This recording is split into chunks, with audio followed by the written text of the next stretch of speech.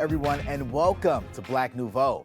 I'm Earl Arms, and this is our December edition. Yes, it is the holiday season, and Alexandria Mack talks with spoken word poet Cedric Hoard. He was in Black Arts MKE's production of Langston Hughes Black Nativity and will be performing for us tonight. We'll visit the home of James and Sandra English and share their ethnic holiday decorations. And as you may know, Milwaukee PBS is celebrating its 65th anniversary. For more than 2 of those decades, Joseph Savage was a producer and director here, but he was also a second-year student in the television production curriculum when the station first went on air in 1957. We'll talk with him about his career with MATC and Milwaukee PBS. We begin tonight, though, with part 2 of our conversation with the Racine Blues. In October, the baseball team was recognized by the Racine County Sports Hall of Fame.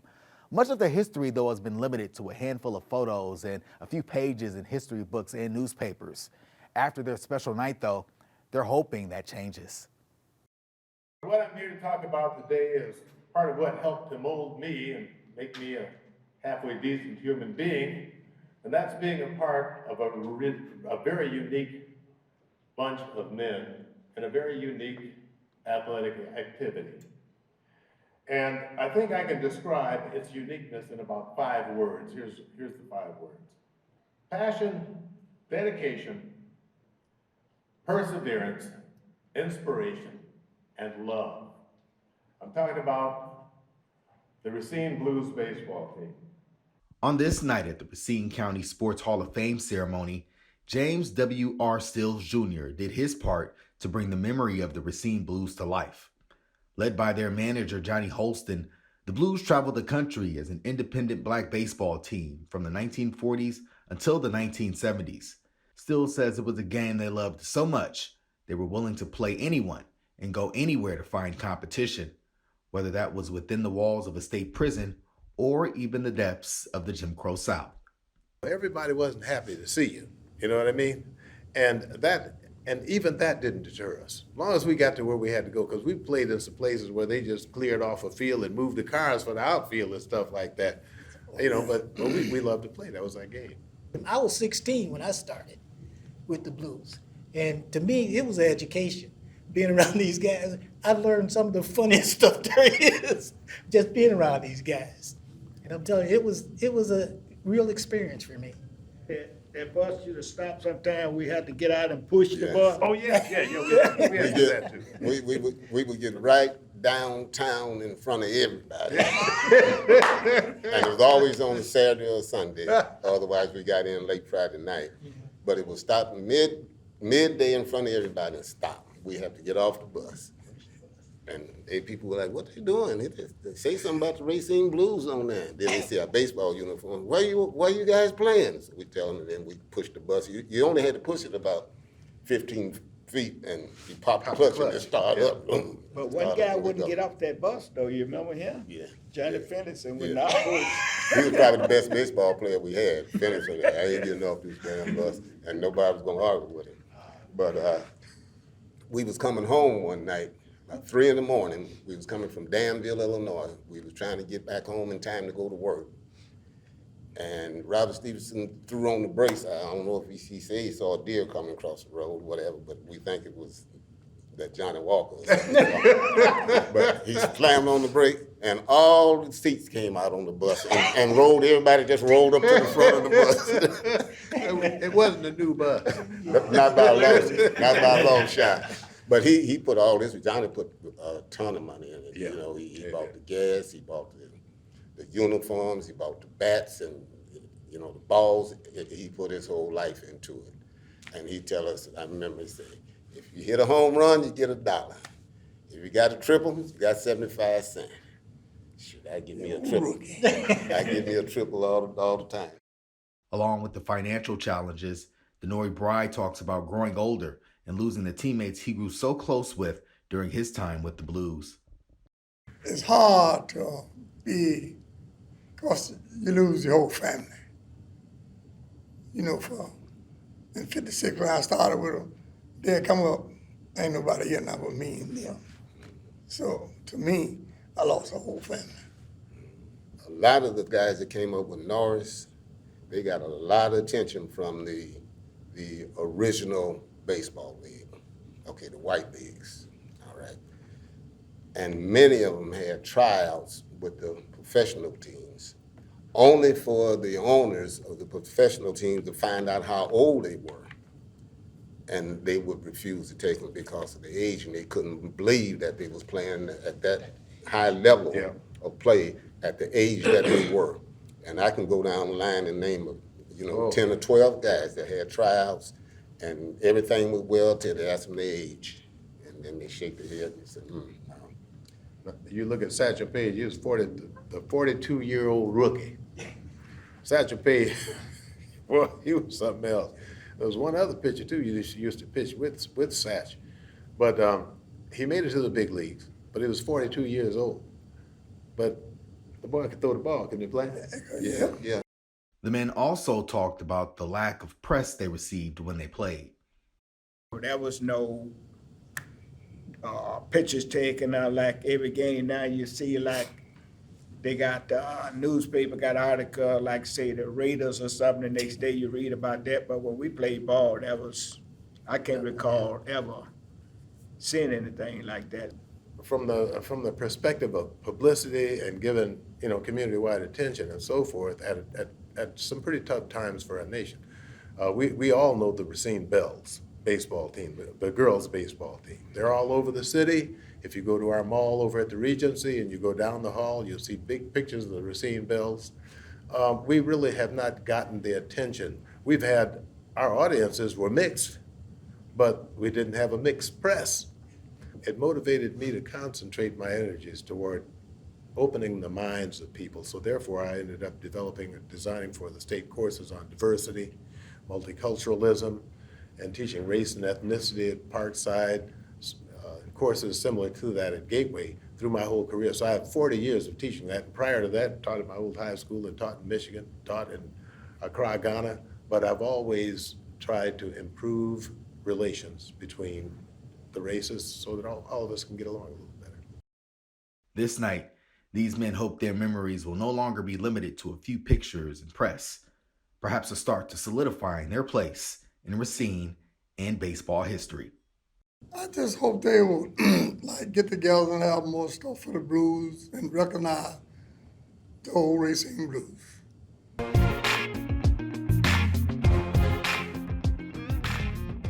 I remember when a man asked me, Cedric, what does your skin color mean to you? To be black means your trauma learns to silence its echoes. You learn to manufacture novelty from broken records. Black skin is accompanied with melodies of grief. It is constantly playing low in the background until another tragedy decides to turn the volume up. Yet if we had a choice, we would still choose this skin. Skin chosen by God to mirror his image. Skin that sings as the sun shines down his presence on it. To be black is to have grief and gratitude act as siblings learning to share. They don't compete as rivals. They complement as teammates. They both keep score of your heart. They work better together instead of apart. To be black means this skin isn't foreign from pandemics.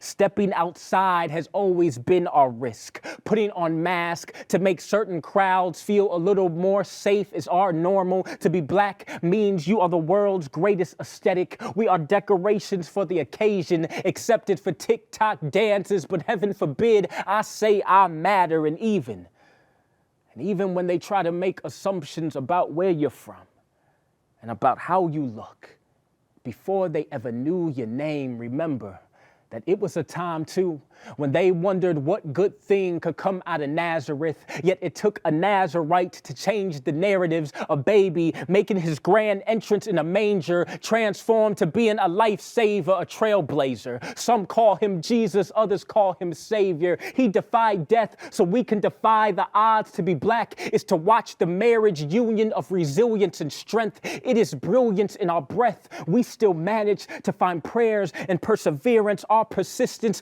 produced proper perspective, provided peace, perhaps prompted purpose. To be black means that Jesus not only saved me, but he relates to me.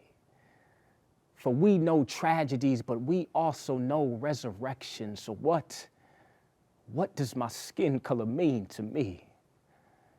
It means more than you could ever imagine. That's an original poem by spoken word artist Cedric Hoard, who was featured in Black Arts MKE's recent production of Langston Hughes Black Nativity. He joins us now. Hello. Hi, welcome to Black Nouveau. Thank you. I'm glad to be here. Yes, so tell us, the poem you just performed, This Skin, did you write that specifically for Black Nativity? I did. DeMonte Henning, who is the creative director for the show this year, just informed me that they wanted to incorporate spoken word this year, which to my understanding is a new element of the show. So I'm extremely humble, extremely honored to be a part of the show. And yes, these are all original pieces that I wrote specifically for this show this year. So tell me, what was that process as, you were learning about Black Nativity and writing a poem specifically for it? What was the creative process there? Absolutely. So, Black Nativity is really telling the story of Jesus' birth, but really within the Black experience. So in particular for this skin, I really wanted to highlight the experiences of African Americans, but really tie that into how that relates to the birth of Jesus and ultimately his purpose here on earth. So I really wanted to capture relevant themes that we as Black people can relate to, but more so point that to, wow, how can our Savior relate to that? How can we draw closer to our Savior as a result of some of our experiences? So really turning it on its head to say that, yes, we might have been through traumatic experiences. We might have been through difficult experiences, but even despite that, there is still hope and there is still freedom. And have you ever done anything like this before as far as being in a play? This is my first big production, but I've been doing spoken word for a number of years with different various events and venues and things like that, but first time being in a major production like this. And what would you say, obviously by the time this airs, the production's gonna be done, but what would you say that those attending can expect out of this show? Wow, expect to dance, expect to move, expect tears, really just expect your heart to really be tugged in this show. We got some amazing talent, but I really think the message of this show is really gonna penetrate hearts, and that's the main goal. Well, thank you for sharing these poems with us, Cedric. It was a pleasure having you. Cool, thank you.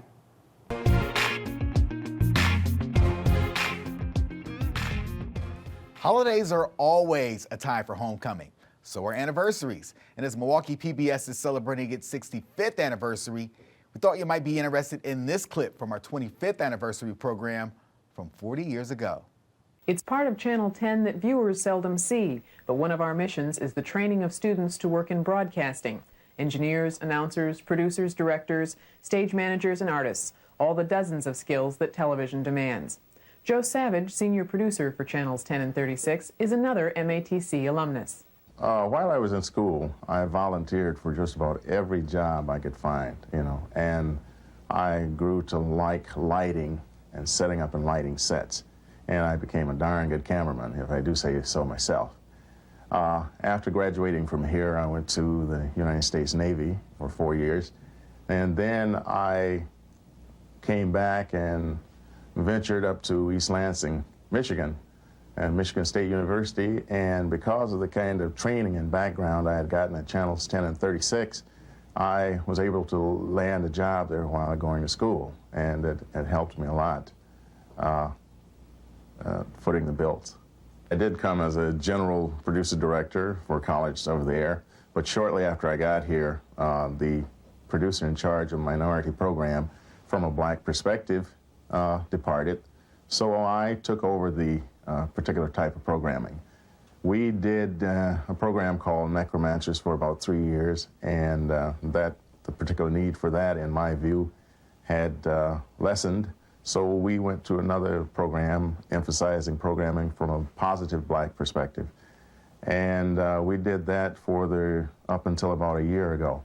And the main thrust of my efforts, I suppose, is to try to include minorities and blacks into the mainstream of society. So because of that, in my position as senior producer, I have helped design some programs that will include input from the black population.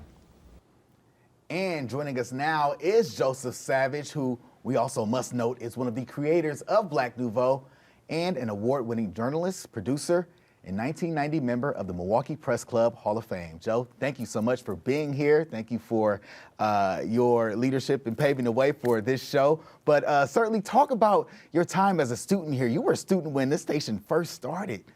Well, I was actually before the station started. Oh, fair enough.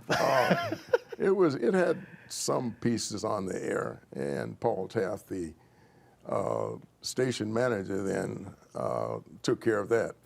Dr. Schlake was my mentor, so I have to mention him. But time here was pretty good as a student. I almost got cut, but I made the cut. That was good. And after that, I learned how to operate the camera, GPL, and they were rackovers then, not like the Zooms now, you know, so you had to know your lenses and that sort of thing. And we got to know our lenses by using something called a Brett's box. You know, you had to make it yourself out of cardboard, and that way you got to know what your lenses could do that way. Well, you learned that, and I'm sure you learned so much more. You contributed so much more, absolutely. So talk about the student project. You're also a staff member here, but the student project, which you were a part of, and how significant that's been. Well, that's been a lifesaver for me, you know. It got me started, and so here I am, you know, 65 years later. You know, I'm still an admirer of this station and that sort of thing, you know. Wow. Well, talk about your creation or a creation you were a part of, Black Nouveau. What was your mindset in coming up with this program? Well, there were so many negative things about people of color on the air at the time. I said, no, I'm not going to fall into that bag. And our general manager wanted me to continue on with the negative things about black people. And I said, no, I'm not going to do that. I say, we're going right away. Let's understand each other. I've been black longer than you have, so I think I know more about black people, so don't try to interfere, okay? And he listened to me. How about that? Absolutely. Wow. So, and now you've created this show. It's here now. But what are you doing now? What's Joe Savage up to nowadays? I'm watching a lot of television about that. A lot of Black Nouveau, hopefully. I actually enjoy watching television. Good. Yes. Wow. Mm-hmm. Okay. Well, hopefully a lot of Black Nouveau, right? Oh yeah. Every chance I get. You know, I even watch the reruns. Absolutely. Yeah.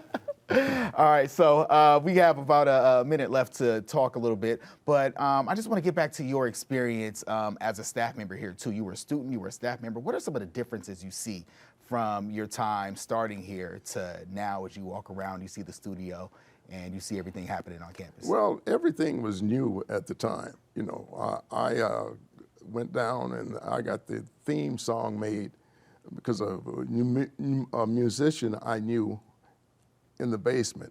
So that was fun to get that. I had a chance to listen to a lot of different tunes, and we finally selected the theme song. Of course, it's not the same theme song as it is now, you know. I had to change it up a little bit, huh? Yeah, right. Anything else you want to share? Well, I'm glad to see that the station has lasted 65 years. I was here when it started. There were 11 people on the first broadcast, and I had to cover all of them with a boom mic. And I only had one boom shadow, so I was proud of that. Well, Joe, thank you so much for being here. It's an honor, it's a privilege, and appreciate you laying the groundwork for the show. Okay, thank you.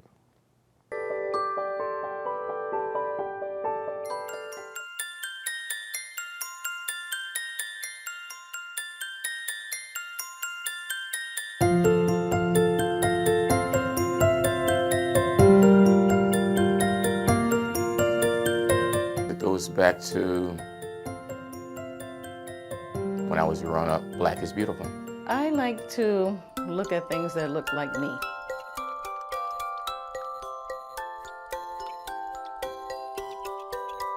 Meet James and Sandra English, who love decorating their homes for Christmas, and even more so, collecting Christmas decorations that reflect their passion for Blackness at Christmas time.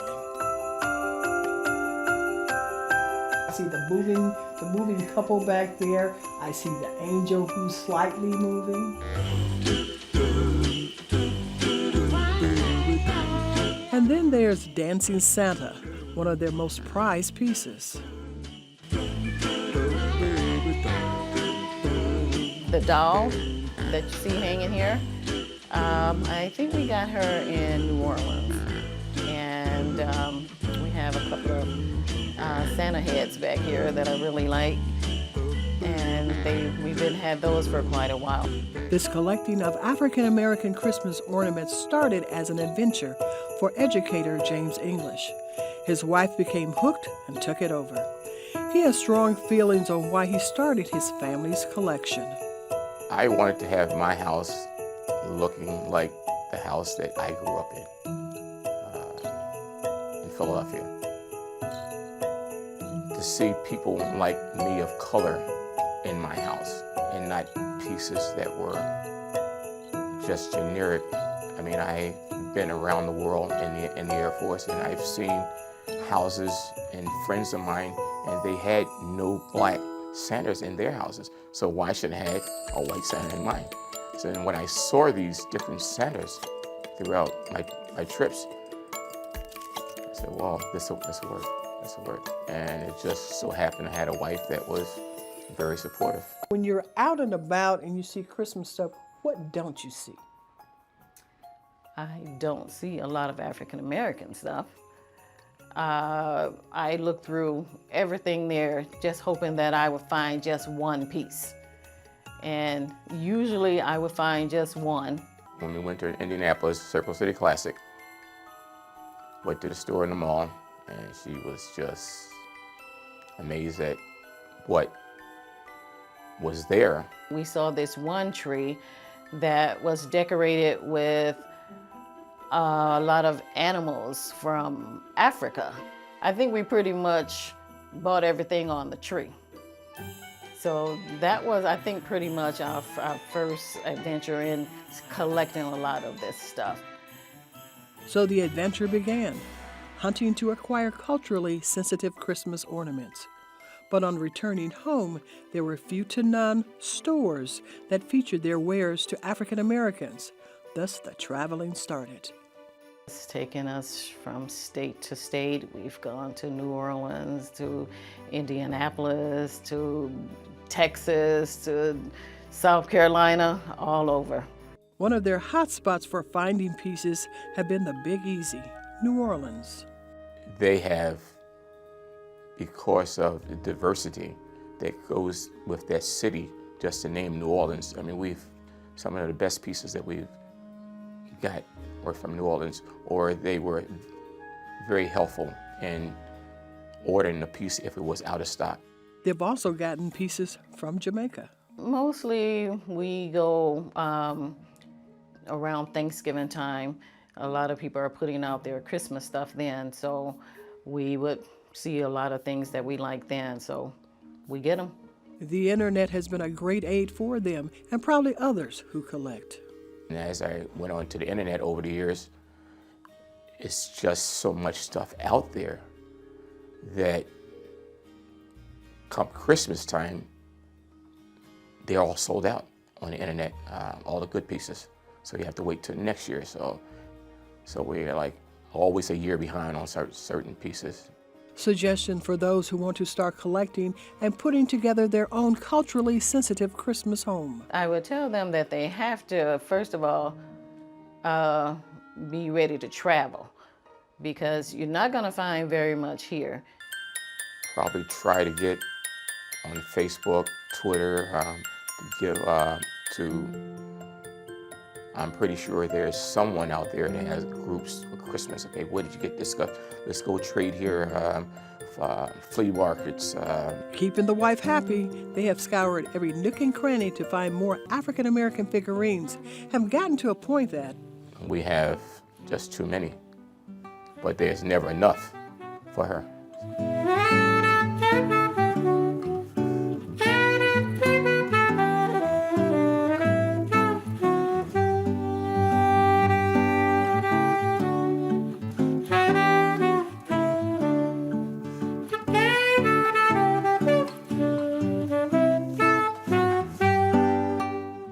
Before we close tonight, a reminder that the Wisconsin Black Historical Society and Museum will hold its opening day Kwanzaa celebration on December 26th, the first day of Kwanzaa, Umoja.